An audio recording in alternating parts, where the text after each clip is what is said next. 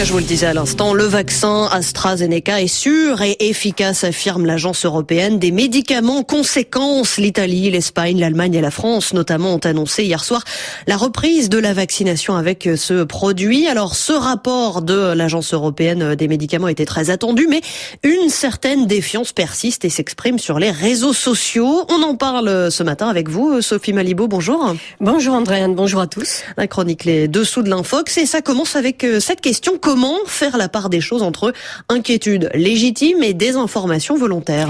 Alors dans la situation de pandémie que nous connaissons depuis plus d'un an, avec l'arrivée de nouveaux vaccins, il est normal d'observer scrupuleusement tout ce qui peut constituer des effets indésirables. C'est d'autant plus important que pour être efficace contre le virus, il faut une couverture vaccinale aussi étendue que possible. Or, dans des pays où le vaccin n'est pas obligatoire, seul un degré de confiance élevé permet d'obtenir qu'un grand nombre de personnes se fassent vacciner. C'est, semble-t-il, ce qui a motivé la suspension temporaire de la vaccination avec AstraZeneca par plusieurs pays d'Europe après le signalement de rares cas de thrombose, à savoir la formation de caillots sanguins dans les artères.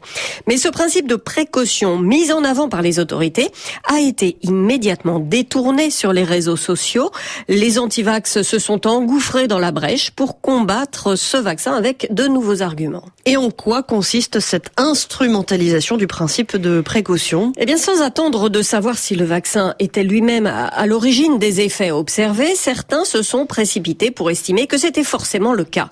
En omettant le fait que dans la population ordinaire, les cas de thrombose sont fréquents, il y a de multiples facteurs de risque. La pilule contraceptive, par exemple, qui est d'ailleurs contre-indiquée chez certaines femmes, les traitements hormonaux contre la ménopause, mais aussi la grossesse elle-même, ou le fait d'être immobilisé à la suite d'une opération ou lors d'un voyage de longue durée chez une personne à risque, une personne sujette aux varices par exemple, et toute autre personne souffrant d'une mauvaise circulation sanguine.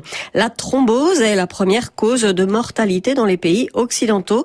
Il n'y a donc pas de raison a priori que les personnes vaccinées ne développent pas ce type d'affection. Surtout que les populations actuellement vaccinées sont pour la plupart des personnes à risque atteintes de comorbidité. Dans ces conditions, est-ce qu'il fallait invoquer le principe de précaution? Sophie, peut-on suspecter d'autres motivations derrière cette suspension de courte durée?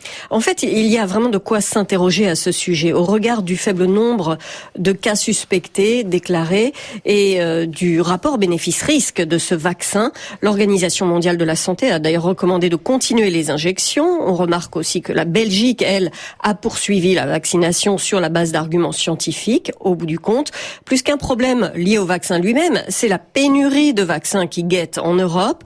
On peut se demander si les États ayant invoqué le principe de précaution n'ont pas surréagi et s'il n'y avait pas une dimension politique dans cette décision de suspension temporaire, alors qu'un bras de fer est engagé entre l'Union européenne et AstraZeneca pour non-respect des contrats de livraison. Merci Sophie Malibaud, c'était Les Dessous de l'Infox sur RFI.